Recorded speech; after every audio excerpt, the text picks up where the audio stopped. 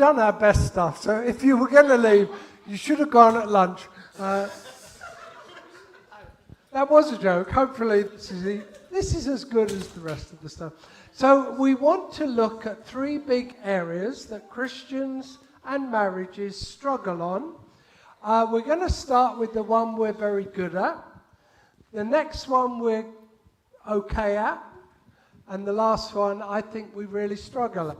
And I want to finish with the one we struggle at, because you think, after 35 years, can't they get this right yet? But the 3 titles are money, sex, and power. So those are the areas we're going to look at. And I just want to say that when you first get married, and it's the honeymoon period, and it's kind of easy, and you haven't got children, and you really get to know each other, there are things that happen in your marriage that change the whole direction of your marriage. I want to tell you one story because I think it'll help you in your marriage. So Charlotte, when we got married, worked for British Airways. She worked at Gatwick, but sometimes she'd have to fly out of Heathrow. And she'd always say they had a courtesy coach. And she'd go, it's all right, I've got to go somewhere afterwards, I'll take my car. And the reason was she felt claustrophobic, trapped on a coach. In church, she liked to sit near the exit. So she'd sit on the back row near the exit. This is when we first got married. And I'm a leader in the church, and we always sat on the front row, not on the back row. And so as far away from the exit as possible. And also supermarkets. She'd sometimes come home and just say, I just had to leave the shopping trolley. I felt like I was going to be sick. So she left. I loved encouraging her, looking after her. So week after week, it took 2 years, she'd move 1 row forward. And then from the end row, she'd eventually, 2 years in, after encouragement and prayer, and she was able to go to Stoneleigh Bible Week, 30,000 people, sit in the front, in the middle, with all the other leaders at the front. And she knew she was free. And I would say our marriage changed, because I loved being her, encourage her. She didn't need me. I felt a little bit left out. What's my role now? Roles change all the time as husbands and wives, and you have to keep learning to adjust and adjust and adjust. And yeah, I like the coaching role. And I loved her being healed, but I didn't love not knowing what my new role is now, because we had a very clear focus.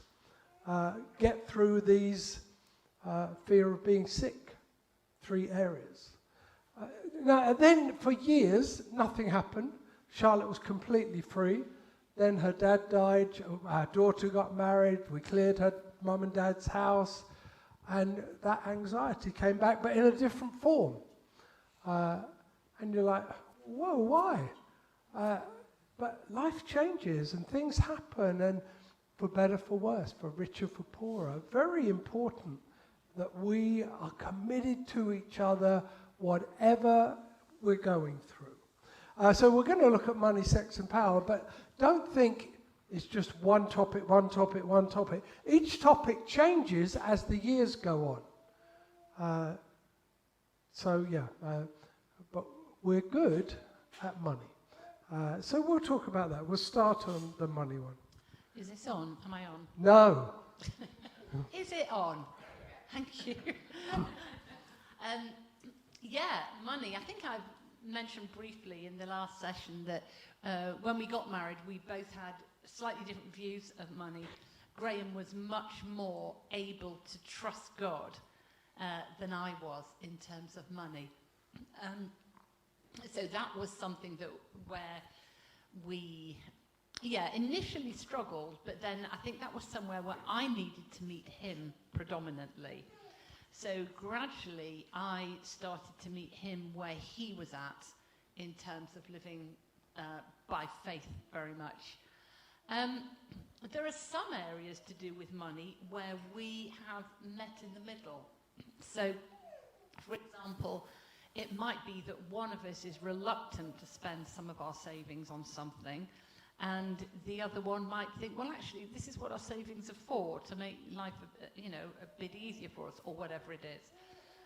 So, like Graham says, we have to sort of flow. That we can't have a hard and fast rule in marriage like we must always do this, we must always do this. Because whatever God's telling us at the time changes.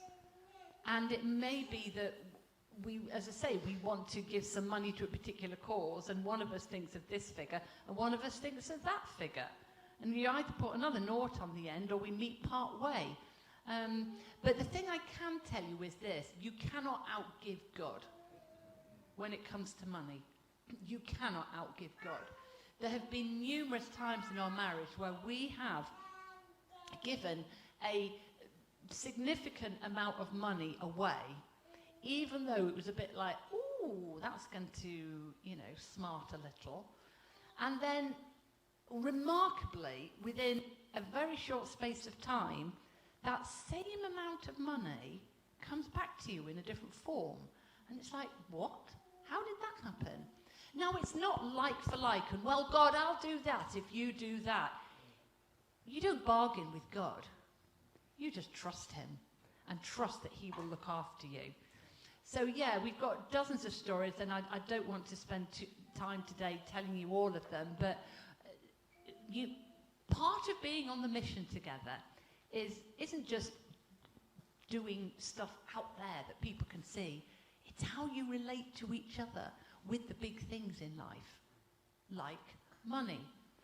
And when you're both excited and knowing that God has provided it for you, and you're just stewarding it for him while temporarily, then it's exciting to actually take a risk together if you're in agreement, give something away or do something with it or bless a particular individual, whatever. And then it may not be that you get the same thing back again.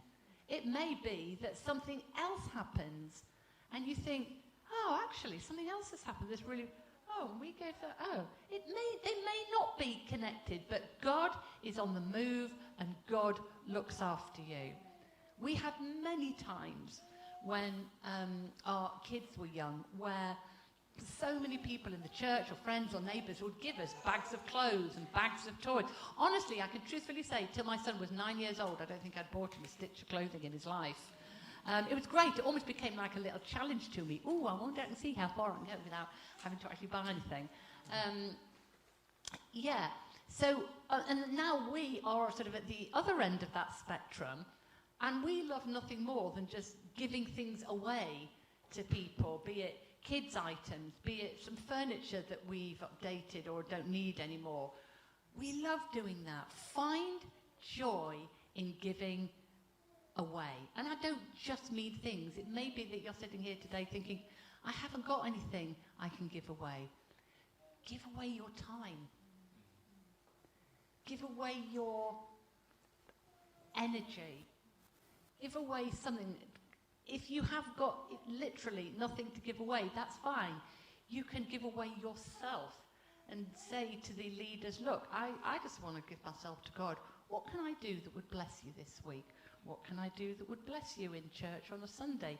Would it help if I got there 20 minutes early and did something? Would it help if I stayed on another 15 minutes at the end? And give yourself as an act of submission. And when you do it together, then it more than doubles. It more than doubles. So I think we'd been married about 10 years. We were in Liverpool by this time. And we went for marriage counselling. And the marriage counsellor said, you just seem to miss on so many areas. would miss. On money, we pretty much were the same, which was unusual for us. So I'll explain. So we both quite happy to save. We both quite happy not to spend. If we do eat out, it's usually because the business genius here would have Tesco's club points or coupons or something.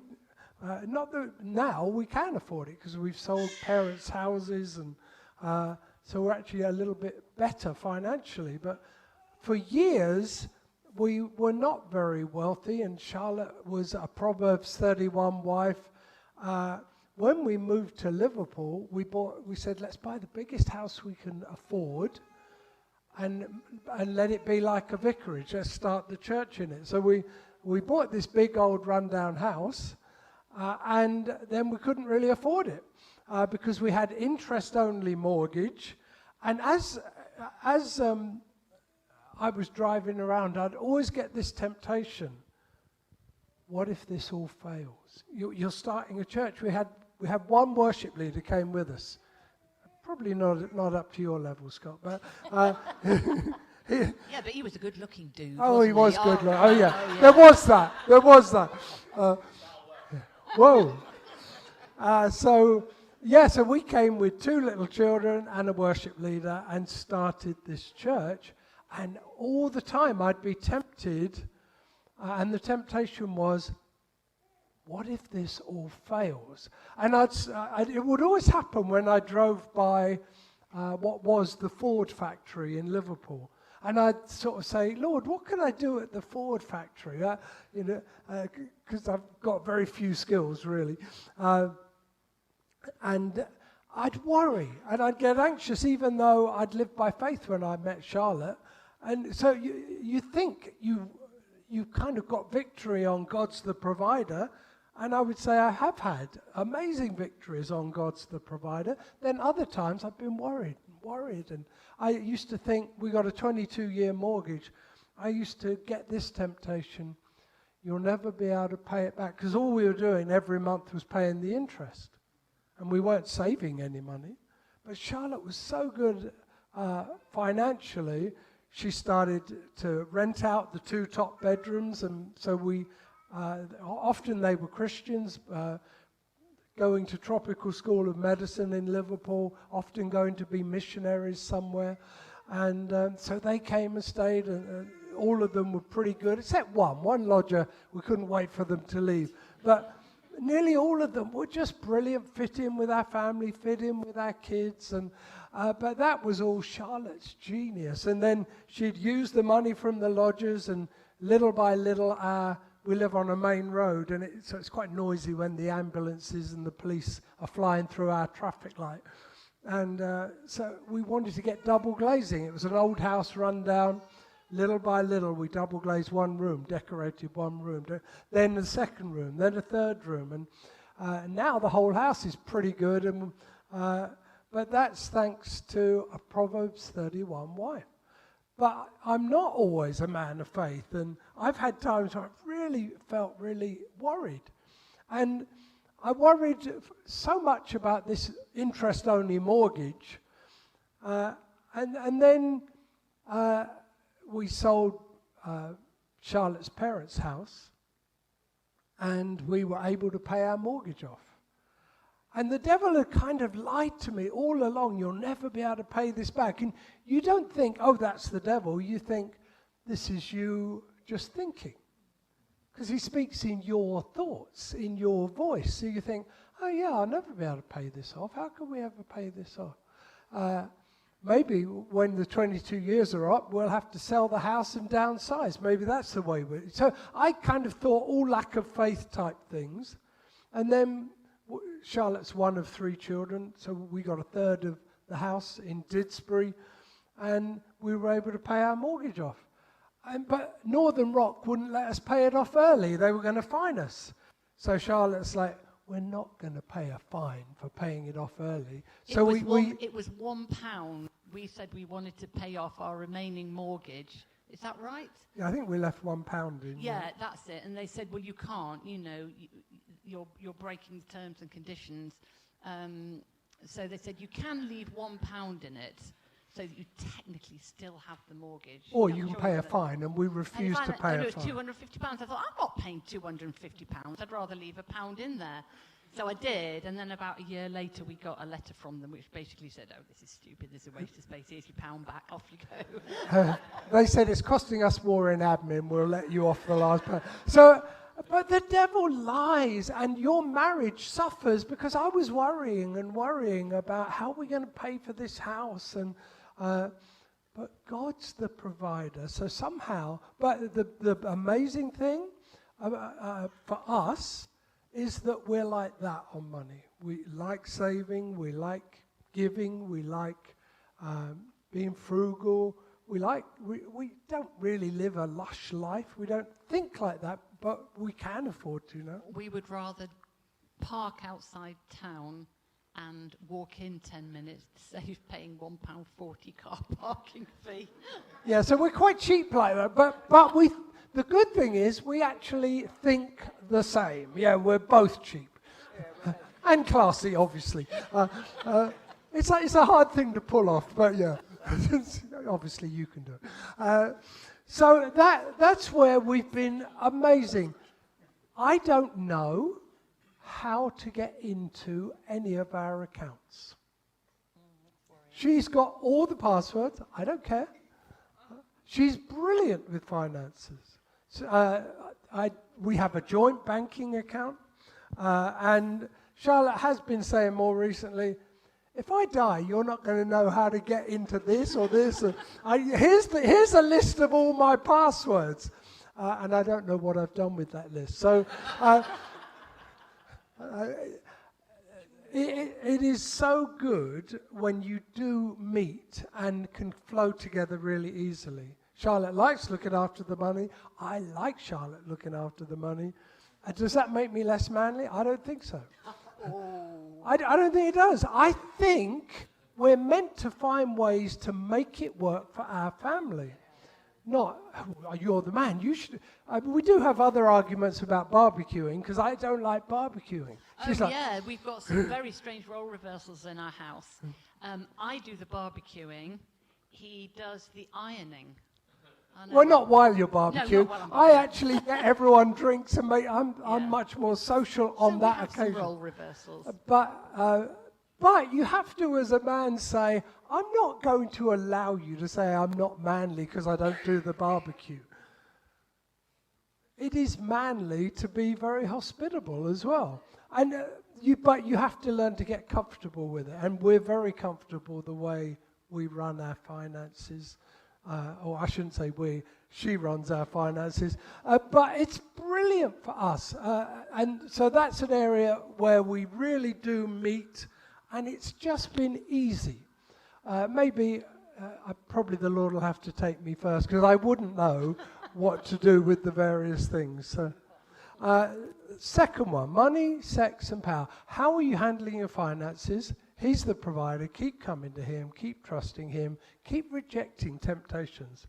I wish someone had told me that's just a temptation. I worried for so much time about things, and then the lie was you'll never pay it back, and we pay it back early. Such a lie. God's an amazing provider. If he tells you to go to Liverpool, which he did for us, he'll provide if you do what he tells you to do. The next one, sex. Charlotte's not going to talk on this one. She is, that's a joke. So we're okay. We've had amazing times when we were first married, and now we disagree mainly about frequency, which I'm sure you can guess. So, but we really don't quite meet. So this is what every husband wants to hear. I've said things like, we can't say it. Just be careful what you say. I'm not being careful. I didn't sign up for careful. All going downhill. In my defense, I was left unsupervised. And my Tourette's medication is wearing off right now. So we aren't allowed to say, can we have sex? We say, or I say... No, come on, stop. I know where you're going with it. So I say, can I run us an early bath? That's a euphemism. A euphemism, all right. Fine. And this is what you don't want to hear as a husband. Do we have to? Do we have? No, you don't have to. You get to. So frequency for us, we just don't get it. But we're not terrible.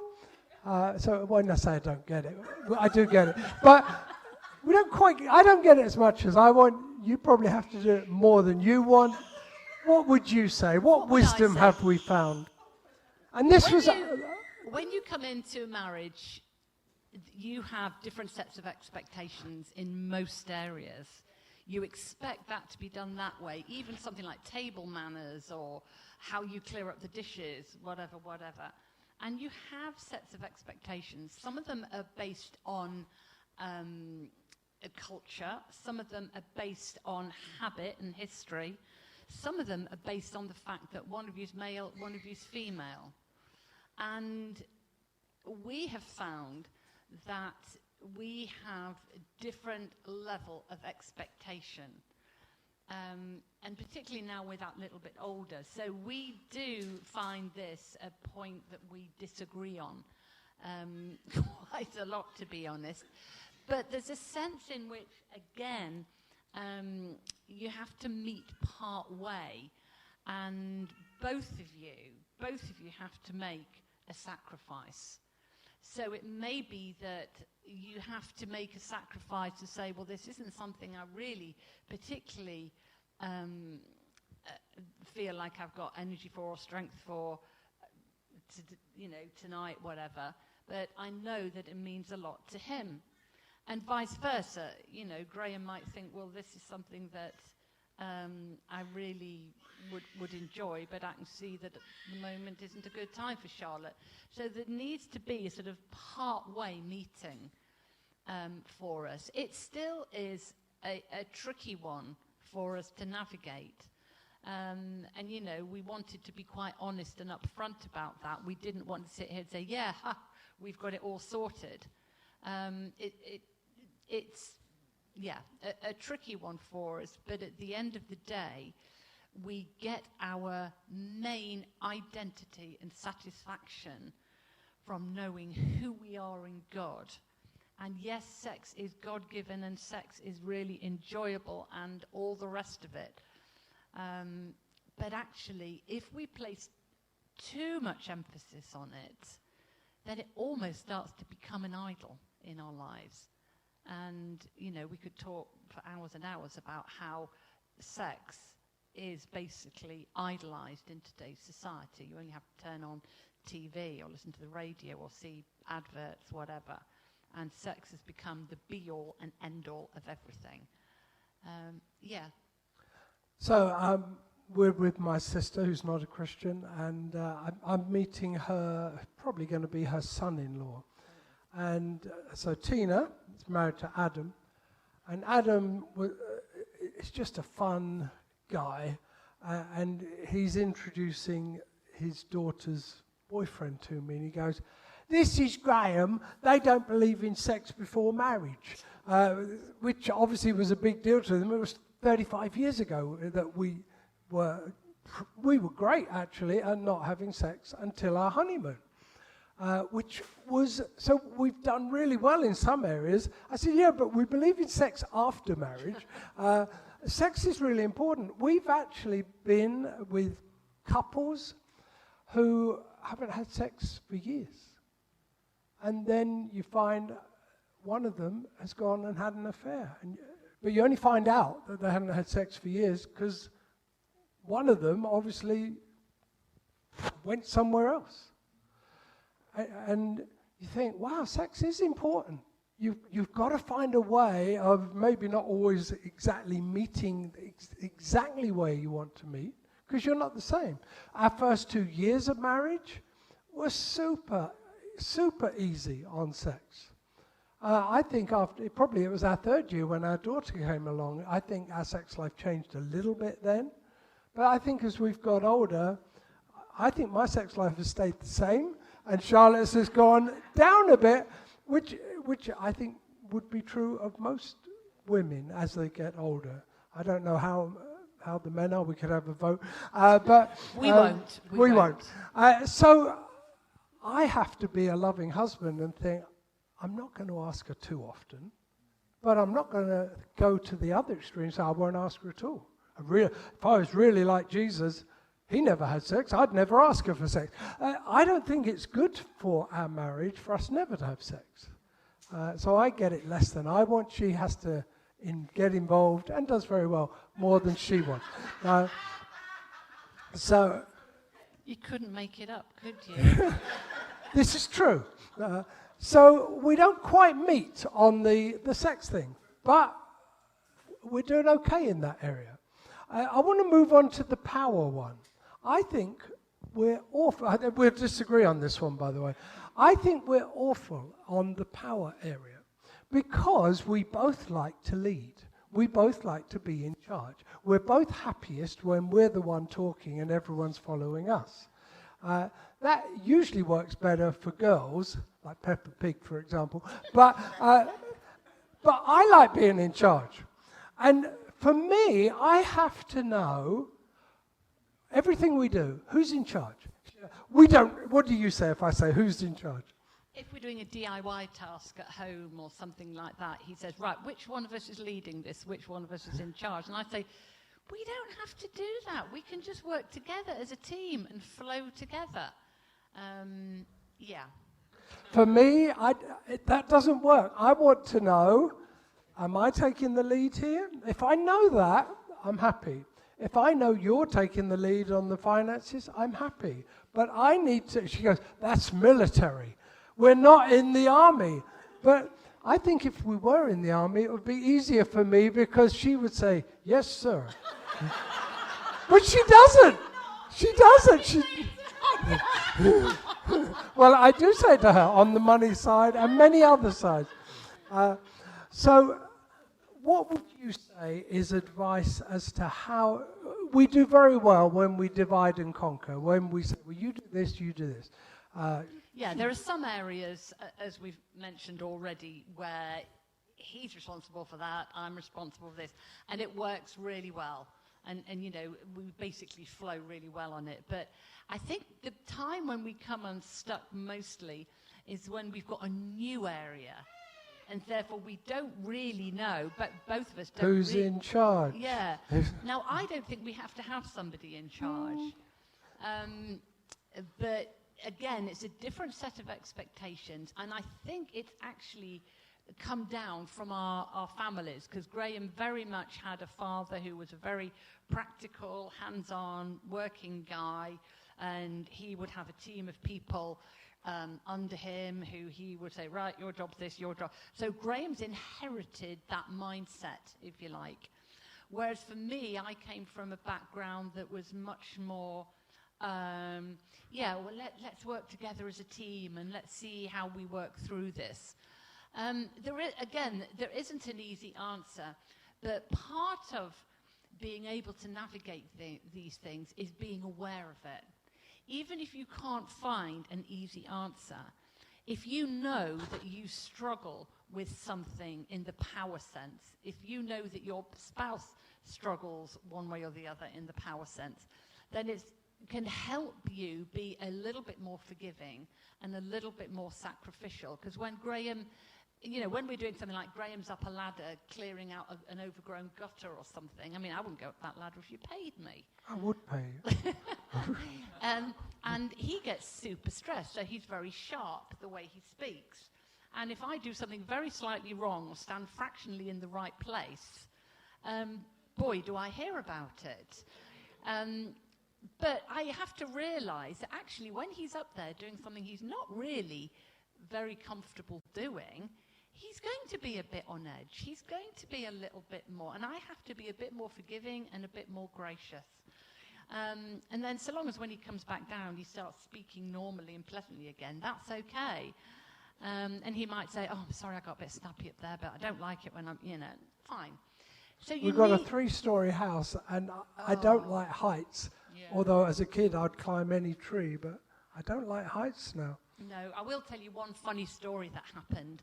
I don't know if any of you remember, there was a guy, was it Rod Hull or Roy Hudd? I can never remember. One of them. The one with Emu.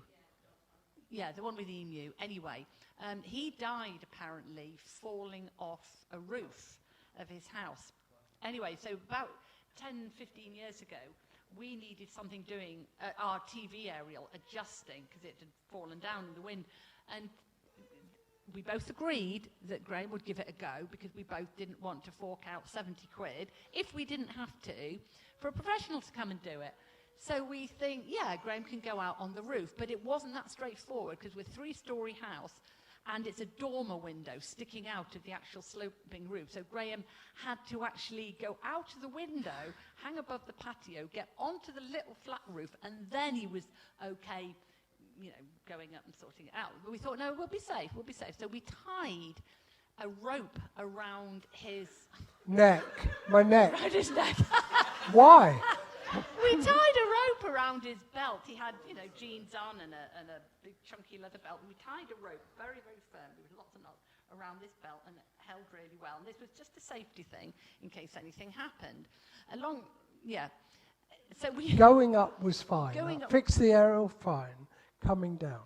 Coming down, he got onto the flat roof bit, so I could hear him, but I couldn't see him. And I could hear him saying, I don't think I can make this psychological next move down. Even though it was a relatively simple move, it was a terrifying move. All you could see was the brick patio, about and I've got 2 young children. I'm 50 thinking, feet below. so I said, you've got to call the fire brigade. I think I'm stuck. And the trouble was, this was at 5 to 3, and the kids were coming out of primary school at 3:10. And so I said, look, Graham, I'm going to just have to tie... Oh, sorry. The other end of the rope, by the way, was tied round me. And round a window. And yeah. So I said, look, I'm just going to have to tie this rope around the leg of the bed or something, so that at least if you do fall, you're, you know... Dangling. And I'm going to have to go and get the kids from school. Anyway... I think what happened in the end was you were very, very brave. I wouldn't have done it. He did actually manage to get over, and he came in, and he was shaking like a leaf, and that was fine. I went and got the kids from school, no problem. Next morning, Graham got up and put on the same jeans and the same belt, and this is not an exaggeration. This is 100% true. The belt had sort of it was like a big, thick cowboy belt in different sections, and one of the sections, as he put it on, the leather literally just came into 2 pieces in his hands. So if I had fallen, I would have gone. It wouldn't have stopped me at all. Yeah. So we've always thought after that we will pay for someone to go on the roof. We respect roofers a lot more. Yeah. But the whole thing for us is we float better if we know, actually, Charlotte does the cooking, I do the cleaning. Or I'll do the drinks when everyone arrives, you chat to them, or vice versa. I don't think some jobs are women's jobs, so I will do sewing, ironing. I think all jobs are for our family. So the roof's my job, apparently, but no, not anymore. No, I did take out extra insurance the day before. No, I didn't. You didn't tell me that. So I think we still, 35 years in, struggle. For me, I want to hear, you lead this, I'll help. Or, I'll lead this, you help. That's what I find that helps me. But Charlotte still doesn't like that language, because let's just flow together and fall off a roof together. Yeah, so we haven't got all the answers, but God has. So you've got to somehow say, Lord, we're still struggling in this area. You've got to help us. And it changes through your marriage. And it's amazing as you look back and think, wow, look at all the things that we've done together and the fun we've had together and the arguments we've had. That's okay. We're forgiven by God, and his forgiveness is flowing through us. So we're actually, if you ever do the marriage, alpha marriage course, we're both rhinos. So we don't, they say you're either a rhinoceros, or a hedgehog. If there's conflict, you'll either curl up in a ball or you'll charge. We both charge. Kaboom, kaboom, kaboom. But it's okay that we know that we both charge. We know we can both handle it. God's given us grace to kind of forgive each other when we charge wrong. Because you shouldn't really charge as Christians. And you shouldn't curl up like a hedgehog if you're a Christian. You should say, actually, I would like more sex.